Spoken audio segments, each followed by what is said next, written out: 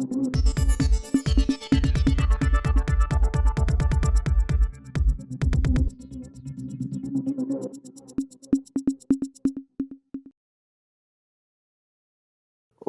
இது news focus Tamil.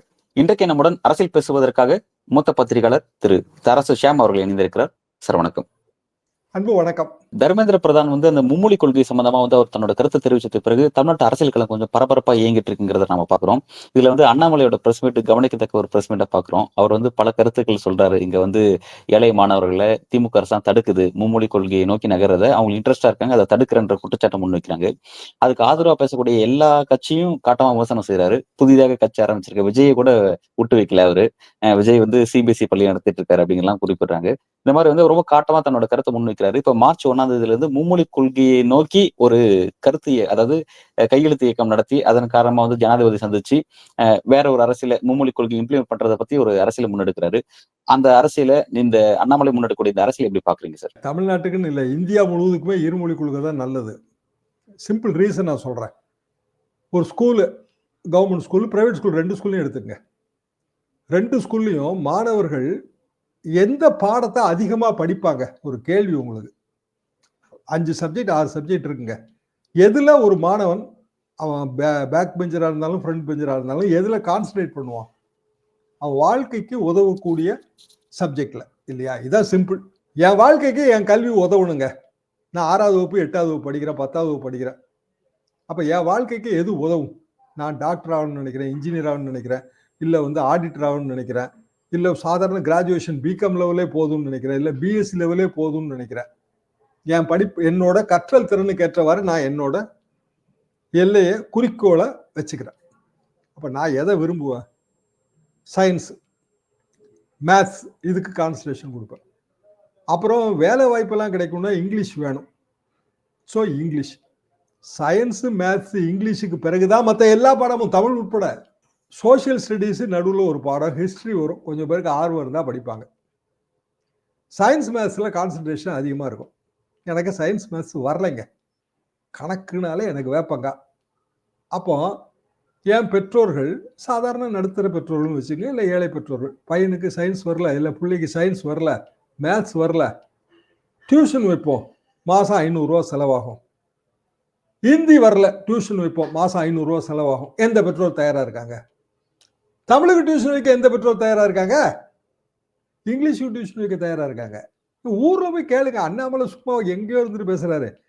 அண்ணாமலையோட விருப்பமோ இல்லைன்னா ஆளும் அரசு விருப்பமோ கிடையாதுங்க. மாணவர்களோட விருப்பம் என்ன, அதை கேளுங்க. தமிழ்நாடு முழுவதும் அல்லது இந்தியா முழுவதும் இப்ப அதான் அவர் நடத்துங்கிறாரு. விருப்பத்தை கேட்டுதான் ஒவ்வொரு வீடா போய் நாங்க கையெழுத்து நடத்த போறோம். ஒவ்வொரு வீடா போய் கையெழுத்து, உங்க கையெழுத்து நீங்க நொட்டா கைட்டு கையெழுத்து போடுவீங்கன்னா எங்களுக்கு எப்படி தெரியும்? அதை சரி, நாங்க இந்தி எதிர்ப்பு போராட்ட செட்ல இருந்து வந்தோம். இந்தி திணிப்பு எதிர்ப்பு போராட்டம் தான் அது. ஏன்னா இதே பாயிண்ட்கள் தான். அப்ப தமிழ் மீடியம் தாங்க பெரும்பாலான கிராமத்து பள்ளிக்கூடங்கள்ல தமிழ் மீடியம் மட்டும்தான். இங்கிலீஷ் மீடியம் இப்பெல்லாம் இங்கிலீஷ் மீடியம் வந்துருச்சு. E1 E2ன்னு நிறைய கிளாஸ் வந்துருச்சு. எங்களுக்கெல்லாம் 6வது வகுப்புல தான் இங்கிலீஷ், மன்னிக்கணும், 6வது வயசுல தான் ஸ்கூல், 6வது வகுப்புல தான் இங்கிலீஷ் ABCDங்கிறது 6வது வகுப்பு. ஃபர்ஸ்ட் 5 ஒன்லி தமிழ் தான். 6ல இருந்து 11 வரைக்கும், அதாவது இன்றைய +1 எங்களுக்கு SLC. 6ல இருந்து 11 வரைக்கும் தமிழ் மீடியம் தான், தமிழ் போதனா மொழி தான். காலேஜ் ஃபர்ஸ்ட் இயர் PUC எனக்கு ஃபர்ஸ்ட் இயர் காலேஜ், அப்போதான் இங்கிலீஷ். அப்புறம் அக்ரிகல்ச்சர் காலேஜ், அதில் இங்கிலீஷ். தமிழ் ஒரே ஒரு வருஷம் மட்டும்தான் தமிழ், அதாவது ஃபர்ஸ்ட் இயர் மட்டும்தான் தமிழ். ஆனால் நான் தமிழ் பேச்சு போட்டியில் கலந்துக்கிடுவேன், தமிழ் கட்டுரை போட்டியில் கலந்துக்கிடுவேன், காலேஜ் சார்பாக போவேன். இன்டர் யூனிவர்சிட்டி கோல்டு மெடல் வரைக்கும் நான் தமிழில் வின் பண்ணியிருக்கேன். அப்போ பல்கலைக்கழகங்களே மொத்தம் 3 தான். 3 பல்கலைக்கழகங்கள்னா காம்படிட்டிவாக இருக்கும். அது ஏன்? எனக்கு இயல்பாக இருந்த ஆர்வம் தான். அப்போ இதை இப்படியே மாற்றி பாருங்க. ஹிந்தி படிக்கணும்னு நினைக்கிறோம், படிச்சுக்குங்க. நானே என்னோட 6வது வகுப்பு 8வது வகுப்புலாம் ஹிந்தி படிச்சிருக்கேன். அது ப்ரைவேட் டியூஷனாக இருக்கலாம், இல்லை ஸ்கூலே ஆர்கனைஸ் பண்ணி கொடுக்கலாம். ஆனால் பாடத்திட்டத்துக்குள்ளே நீங்கள் ஹிந்தியை கொண்டு வந்தீங்கன்னா ஒரு பரீட்சை எழுதணும்ல, பாஸ் பண்ணணும்ல. சரி, ஹிந்தி மார்க்கை வச்சு உங்களுக்கு ஏதாவது வேலை கிடைக்குமா? ஹிந்தி மார்க்கை வச்சு இன்ஜினியரிங் காலேஜில் அட்மிஷன் உண்டா? ஹிந்தி மார்க்கை வச்சு மெடிக்கல் காலேஜில் அட்மிஷன் உண்டா? இல்லை ஃபார் தட் மேட்டர் பிகாம்ல உண்டா? நாங்க ஹிந்தினே சொல்லல, நாங்க ஹிந்தினே சொல்லல, 3வது மொழின்றோம். அது அவங்களுக்கு பிடிச்ச மொழி ஏதோ ஒண்ணு, ஆப்ஷன். பிடிச்ச மொழி ஏதோ ஒண்ணு. இப்போ நான் வந்து ஒரு விழுப்புரம் மாவட்டத்துல ஒரு கிராமத்துல இருக்கிறேன்னு வச்சுக்கங்க. இல்ல தஞ்சாவூர் மாவட்டத்துல ஒரு கிராமத்துல இருக்கேன். எனக்கு பிடித்த மொழி மீண்டும் வந்து தெலுங்கு அப்படின்னு வச்சுக்கங்க. எங்க ஊர்ல தெலுங்கு பேசுறவங்க எத்தனை பேருங்க இருப்பாங்க? தெலுங்க படிச்சுட்டா எனக்கு என்ன ஆகப்போகுது? இல்ல மலையாளத்த படிச்சா என்ன ஆகப்போகுது? கன்னடாவ படிச்சா என்ன ஆகப்போகுது? பார்டர் ஏரியால இருந்தாங்கன்னா, இந்த 3 ஸ்டேட்டோட பார்டர் ஏரியால இருந்தாங்கன்னா ஏதாவது யூஸ் ஆகும். இல்ல தெலுங்கையோ, கன்னடத்தையோ, மலையாளத்தையோ தாய்மொழியா கொண்டவங்க. இன்னைக்கு நார்வேல இருக்குங்க. மலையாள இது இருக்கு, பாடம் இருக்கு. நீங்க ஹோசூர் இந்த பக்கம் போய் பாருங்க, கன்னடம், தெலுங்கு பாடம் இருக்கும். அது அவங்களுக்கு தேவைப்படுதுங்க. இது எல்லாமே தேவையின் அடிப்படையில் வந்தது. இன்னும் நீங்க யோசிச்சு பாருங்களேன்.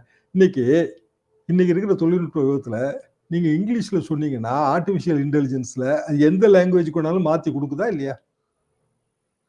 உங்க YouTube வீடியோ போடுறீங்க, அதுல ஆட்டோமேட்டிக்கா டெக்ஸ்ட் வருது. தொழில்நுட்பம் முன்னேறிடுச்சு. தொழில்நுட்பம் முன்னேறின பிறகு லாங்குவேஜ் பேரியர் உடைஞ்சு போச்சு. அதான் உண்மை. ஆனா, தொழில்நுட்பத்துக்குள்ள போறதுக்கு ஆங்கிலம் தேவைப்படுது. Practical reality. இதுல அரசியல்லாம் கிடையாது. திமுக என்ன வேணாலும் சொல்லட்டும், இல்லன்னா அண்ணாமலை என்ன வேணாலும் சொல்லட்டும். பிராக்டிகல் ரியாலிட்டி என்ன? ஒரு லாங்குவேஜ் கத்துக்கிடணும். உங்கள தூக்கி எங்கேயோ போட்டோங்க. ஜெய்ப்பூர் பக்கத்துல ஒரு சின்ன ஊர்ல உங்களுக்கு போஸ்டிங் ஆயி போச்சு. அங்க ராஜஸ்தானி கத்துக்கிடணும்னு நினைக்கிறீங்க. இன்னைக்கு இருக்கிற தொழில்நுட்ப யுகத்துல ராஜஸ்தானி கத்துக்கிறதுங்கிறது மிஞ்சி போனா ஒரு 10, 15 நாள் வேலை. பிராக்டிகல் ராஜஸ்தானி அந்த காலத்துலங்க 30 நாளில் ஹிந்தி கற்றுக்கொள்வது எப்படி? 30 நாளில் தெலுங்கு கற்றுக்கொள்வது எப்படி? அது புத்தகம் பார்த்திருக்கீங்களா? குட்டியா புத்தகங்க. அதுல வந்து ஒரு பேசிக்கான விஷயங்களை எல்லாம் சொல்லி கொடுத்துருவாங்க. சரி ஹிந்தியே படிச்சிட்டீங்கன்னு வச்சுக்கங்க. இல்ல தெலுங்கே படிச்சிட்டீங்க. இன்னொரு லாங்குவேஜ் இல்ல கன்னடாவே படிச்சிட்டீங்க. உங்களை தூக்கி பஞ்சாப்ல இன்டீரியர்ல போடுறாங்கன்னா, உங்க ஹிந்தி அங்க யூஸ் ஆகும்னு நினைக்கிறீங்க? 10 பைசாக்கு தராது. நீங்க இங்க இலக்கணம் சுத்தமா படிச்சுட்டு போனீங்கன்னா, அவங்க வந்து பஞ்சாபி மிக்ஸ்டு ஹிந்தி பேசுவாங்க. மராத்தி ஏரியா போனீங்கன்னா, மராத்தி மிக்ஸ்டு ஹிந்தி பேசுவாங்க. உங்களுக்கு புரியாது. இங்கேயே திருநெல்வேலிக்காரன் பேசுறது சென்னைக்காரனுக்கு புரியாதுங்க. தமிழே. அப்போ ஒர்க்கிங் நாலேஜ் வேணும் உங்களுக்கு. ஒர்க்கிங் நாலேஜ் எப்போ வரும்னா உங்களுக்கு, உங்களோட வாழ்வாதாரத்துக்கு அது தேவைன்னு வரும்போது, நீங்க கண்டிப்பா கத்துக்கிடுவீங்க. பாம்பேல போய் ஜவுளி கடையில வேலை பார்க்குற அண்ணாச்சி 5வது வகுப்பு வரைக்கும் தான் படிச்சிருப்பாரு. அவர் ஹிந்தியில பொளந்து கட்டுவாரு. எப்படி? சரி இதே அண்ணாமலை கர்நாடகால ஐபிஎஸ் போஸ்டிங் ஆகும்போது கன்னடால பொளந்து கட்டியிருப்பார்ல? எப்படி? அவரு இங்க எங்கேயோ ஒரு குக்கிராமத்துல இருந்து தானே வந்தாரு. எப்படி வந்து கன்னடா ஒர்க்கிங் நாலேஜ கத்துக்கிட்டு தேவை. அவர் போலீஸ் வேலை பார்த்தாரு. அங்க போலீஸ் ஸ்டேஷனுக்கு போகணும். கன்னடா மட்டும் தான் தெரியுங்கிற போலீஸ்காரா இருப்பான். அவன்கிட்ட பேசணும். தேவை. ஸோ கல்வி வந்து தேவையின் அடிப்படையிலானது. கொள்கையின் அடிப்படையிலானது அல்ல. அப்போ நமக்கு தேவை தேவையில்லைன்னு வரும்போது 65ல தேவையில்ல திணிக்கிறாங்கன்னு எதிர்த்தோம். பல ரீசன். அதாவது 15 வருஷத்துக்கு பிறகு ஹிந்தி தான் ஒன்லி அலுவல் மொழி அப்படின்னு நம்மளோட கான்ஸ்டிடியூஷன் சொல்லிச்சு 1950ல. 65 ஜனவரி 26ஆம் தேதியிலிருந்து ஹிந்தி தான் எல்லாத்துக்கும் ஆனதுனால அது ஹிந்தி திணிப்பாக மாறிச்சு. எதிர்த்தோம், பெரிய பிரச்சனைகள் வந்துச்சு. 67, 68 காலகட்டத்திலேயே வந்து ஹிந்தி பேசாத மாநிலங்கள் விரும்பும் வரை ஆங்கிலமும் நீடிக்கணும்னு மாத்திட்டாங்க. பிரச்சனை முடிஞ்சது. ஆனாலும் 3 மொழி தான் இருந்துச்சு. எனக்கு ஸ்கூல் டேஸ் 3 மொழி. அப்பதான் பெரிய அளவுக்கு மாணவர் பிரச்சனை. அதாவது 65 மாணவர் போராட்டம், 67 திமுக வந்துருச்சு. வந்த பிறகும் இந்த மாறுதல்கள் ஏற்படுத்தப்படல. 67ல இருந்து 68 வரைக்கும் பல வகையான போராட்டங்கள். நான் படிச்ச வேளாண்மை கல்லூரியில கோவையில தனித்தமிழ்நாடு கேட்டு கொடியை ஏத்துனாங்க. இன்னைக்கு இந்து பேப்பர்ல பழைய வரலாறுலாம் போட்டு நான் படிக்கும்போது பழைய ஞாபகம்லாம் எனக்கு வந்துச்சு. பெரிய இஷ்யூ ஆச்சு. ஆட்சி திமுக, அண்ணா முதல்வர். அவர் எல்லார்ட்டையும் பேசினாரு. மாணவர்கள்ட்ட எல்லார்ட்டையும் பேசிட்டு 3 நாள் அசெம்பிளி டிஸ்கஷன். 1968 ஜனவரி மாசம் 26ஆம் தேதி, அதாவது அதே நம்ம ரிபப்ளிக் டேயோட ஒட்டி 2 மொழி தான். தமிழ்நாட்டுக்கு அபிஷியலா 2 மொழி. பாடத்திட்டம் என்பது பள்ளி கல்வியில 2 மொழி தான். இன்னை வரைக்கும் அதான் ஃபாலோ பண்றோம்.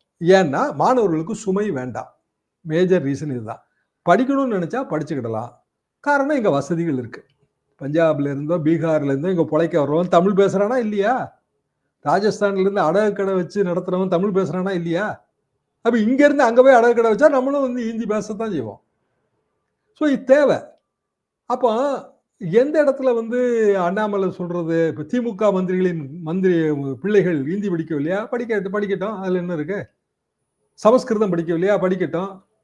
அவர்களுக்கு ஒரு நீதி, ஏழை பிள்ளைகளுக்கு ஒரு நீதி. ஆனா அந்த இடத்துல தவறு பண்றாரு. என்ன காரணம்னா, ஏழை பிள்ளைகள் என்பவர்கள் கீழமை அமைப்பிலிருந்து வர்றாங்க. கற்றல் திறன் இயல்பாவே குறைவு. ஒண்ணுமே இல்லைங்க. நம்ம மெட்ராஸ் சிட்டியில ஒரு 6வது வகுப்பு, 8வது வகுப்பு படிக்கிற பிள்ளையையும், எங்க ஊர் கிராமத்துல 6வது வகுப்பு, 8வது வகுப்பு படிக்கிற பிள்ளையும் நீங்க ஒப்பிட்டு பாருங்க. இந்த பிள்ளைக்கு கிராஸ்பிங் அதிகமா இருக்கும். அந்த பிள்ளைக்கு கம்மியா இருக்கும். அப்போ நம்ம கை தூக்கி விடணும்னு நினைக்கிறது யாருன்னா, கடையனுக்கும் கடை தேற்றணும். கீழ இருக்கவங்கள கை தூக்கி விடணும். கீழ இருக்கவன் தலையில சுமைய தூக்கி வச்சு எல்லாரும் ஒண்ணுதாயா? மெட்ராஸ்காரன் எல்லாம் படிக்கிறான். 5 லாங்குவேஜ் படிக்கிறான். நீ என்னய்யா? நீ வந்து உன்னைய கிராமத்தாங்கிறதுனால உன்னை 5 லாங்குவேஜ் படிக்கக்கூடாதுன்னு சொல்லி வச்சிருக்காங்க. நீயும் 5 லாங்குவேஜ் படி. சரியா? மெட்ராஸ் புள்ள பிரெஞ்சு படிக்குதுங்க, ஸ்பானிஷ் படிக்குது, விருப்ப மொழி எல்லாம் படிக்குது, 5 லாங்குவேஜ் படிக்குது. அதே அளவுகோலின்படி கீழ இருக்கிற கிராமத்து பிள்ளையும் படிக்கணும்னு நீ எப்படி நிர்பந்திக்க முடியும்னு நான் கேட்கிறேன். அதுபோக தமிழ்நாடு சட்டமன்றத்துல தீர்மானம் போட்டு சட்டபூர்வமா அது அங்கீகரிக்கப்பட்டு சட்டபூர்வமா நமக்கு இருமொழி கொள்கை.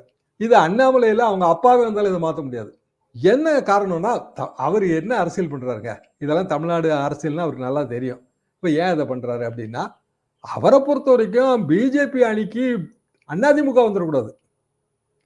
அதிமுக ஒரு பக்கம் வேடன் மறுபக்கம் நெருப்புங்கிற கதையில எந்த பக்கமும் போக முடியாம தவிக்குது. எப்படி பிஜேபிக்கு அவங்க போக முடியும்? பிஜேபி அணிக்கு இல்ல புரியல சார். பிஜேபி அணிக்கு அதிமுக வரக்கூடாதுன்னு விரும்புறாங்களா? புரியலையே. எப்படி சார்?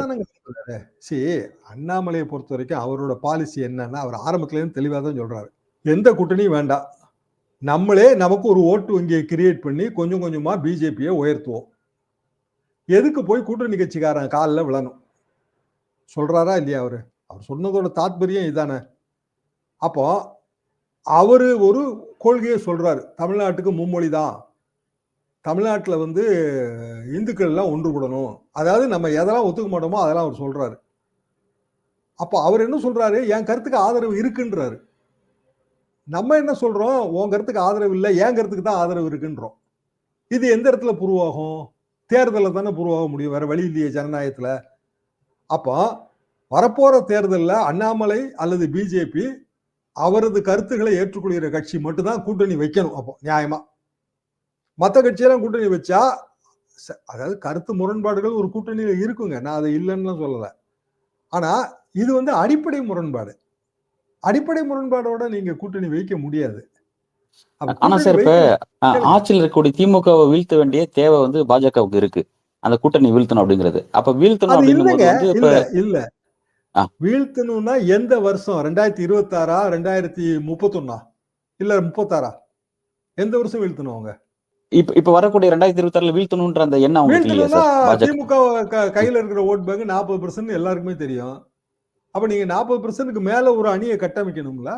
அப்படியான கட்டமைப்புக்கு வாய்ப்பே இல்லைங்களே சார். இப்ப டெல்லி பாஜக வந்து அதிமுக தங்க கூட்டணிக்கு வரணும்னு நினைக்கிறாரா? இல்ல அண்ணாமலை ஸ்டாண்ட் தான் டெல்லி பாஜக இருக்கா? வேண்டாம், அதாவது அதிமுக கூட்டணிக்கு வரணும்னு தான் நினைக்கிறாங்க.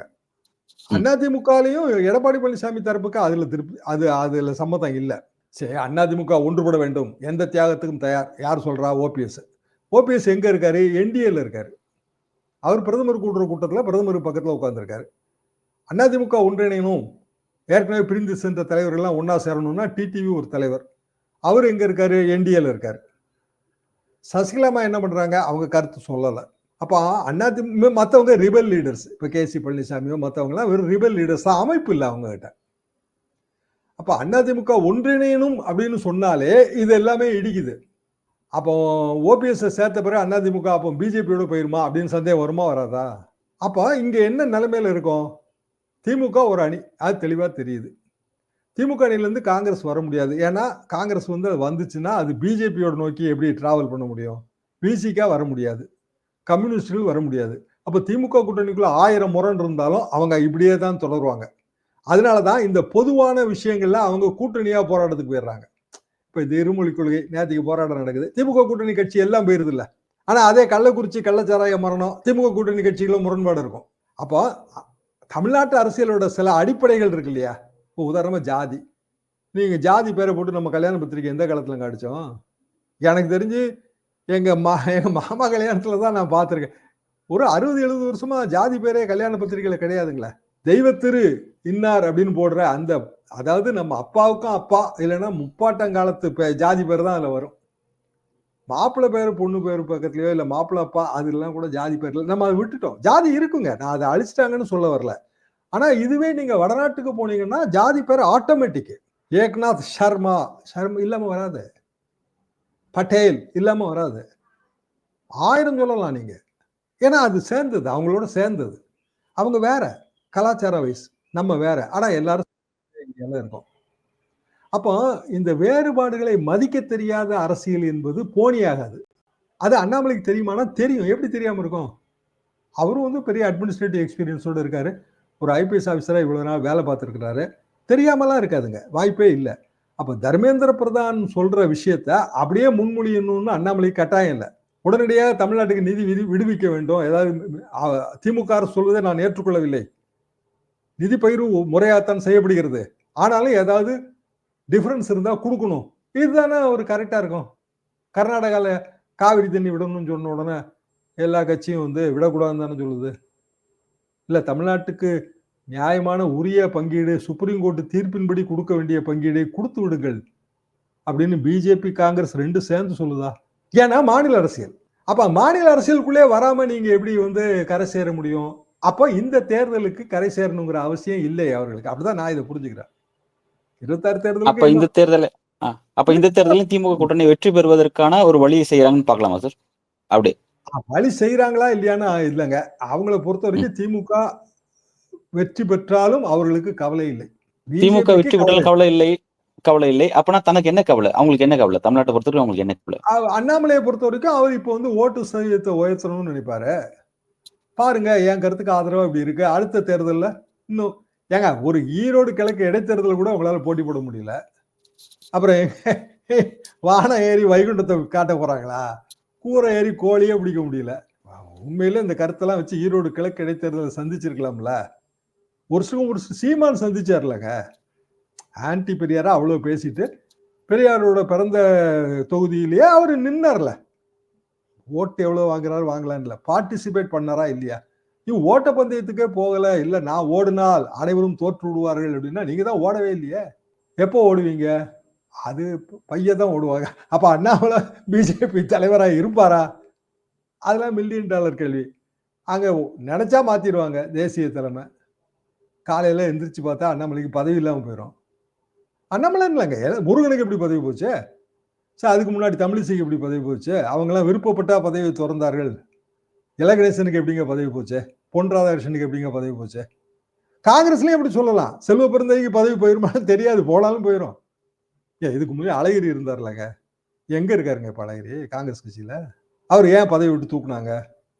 திருநாகரசன் ஏன் பதவி விட்டு தூக்கு? தேசிய கட்சியோட ஸ்டைலுங்க அது, நம்ம ஒன்றும் செய்ய முடியாது. மாநில கட்சினா ஒரு தலைவரை சுற்றியே வரும். பல நேரங்களில் தலைவரோட மகன்கள் வந்துருவாங்க. முலாயம் சிங் யாதவ், அடுத்தாப்புல அகிலேஷ் யாதவ், இப்படி தலைவர்களோட மகன்கள் வந்துருவாங்க. வாரிசு அரசியல் சொல்லிட்டே இருப்பாங்க. அது சொல்லிட்டே இருக்க வேண்டியதான், வேற வழி கிடையாது. அப்படிதான் இருக்கும். புஷ், ஜூனியர் புஷ் இப்படி வந்துட்டே இருப்பாங்க. இந்த ஒண்ணுமே இல்லைங்க, ட்ரம்ப் அவர் பையனை வந்து ப்ரொமோட் பண்ணிட்டு இருக்காரு அவ்வளவு பெரிய அமெரிக்காலேயே. அவர் முக்கியமான டிஸ்கஷனுக்குலாம் அவர் போறாரு. இது வேறங்க. இதையும் நீங்க பொதுப்படையான கொள்கைகளையும் ஒப்பிட்டு பார்க்க கூடாது. இதுல எல்லாம் நமக்கு விமர்சனம் இருக்கு. நம்ம வந்து அதை பச்சையா போட்டு உடைக்கத்தான் செய்யறோம் இவ்வளவு நாளும். அண்ணாமலையோட சொல்றதுல என்ன ஆபத்து இருக்குன்னு நான் நினைக்கிறேன் அப்படின்னா, இருமொழி கொள்கையை இந்தியா முழுவதும் கொண்டு வர வேண்டும்ங்கிறது தான் என் கருத்து.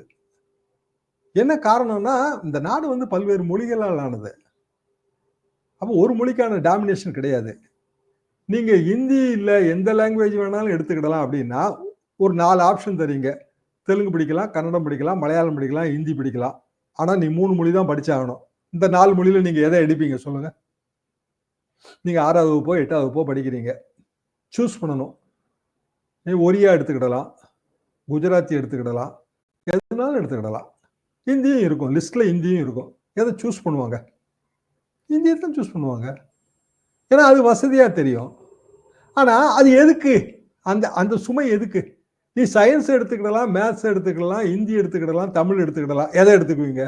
தமிழையும் எடுக்க மாட்டாங்க, ஹிந்தி எடுக்க மாட்டாங்க, சயின்ஸ் தான் எடுப்பாங்க, இல்லை மேத்ஸ் தான் எடுப்பாங்க. எங்க ஊர்ல புலமாடான்னு ஒருத்தர் இருந்தாங்க, என் கிளாஸ்மேட். 6வது வகுப்போ என்னமோங்க, ஒரு பாடமும் அவனுக்கு வராது. இந்த பாடம் அந்த பாடம் இல்லை, எதுவுமே வராது.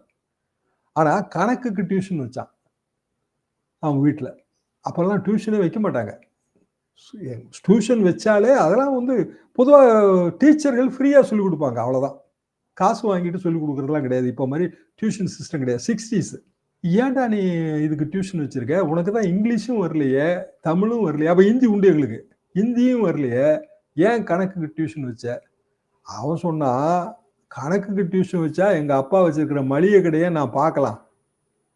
கணக்கு வழக்கு பார்க்காம மளிகை கடை நடத்த முடியாது. ஆனா நான் ஹிந்திக்கு டியூஷன் வச்சு என்ன பண்ண போறேன்? இல்ல இங்கிலீஷுக்கு டியூஷன் வச்சு தான் என்ன பண்ண போறேன்? கணக்கு மட்டும் தெரிஞ்சா போதும். இதானங்க வாழ்க்கையோட எதார்த்தம். அப்போ இந்த முடிவை யார்ட்ட நீங்க விடணும்? பிள்ளைகள்ட்டயும் அவங்க பெற்றோர்கள்ட்டயும் விடணும். அண்ணா அண்ணாமலையோ ஈவன் ஃபார் தட் மேட்டர் மு.க. ஸ்டாலினோ எடுக்க வேண்டிய முடிவு அல்ல இது. ஒரு விரிவான உரையாடல் சார். தமிழக அரசியல் பற்றியும், தேசிய அரசியலினுடைய பல நகர்வுகள் பற்றியும், குறிப்பா எலெக்ஷன் கமிஷன் பற்றியும் ஒரு விரிவான உரையாடல். உங்களோட கருத்துக்கும் வருகைக்கும் மிக்க நன்றி சார்.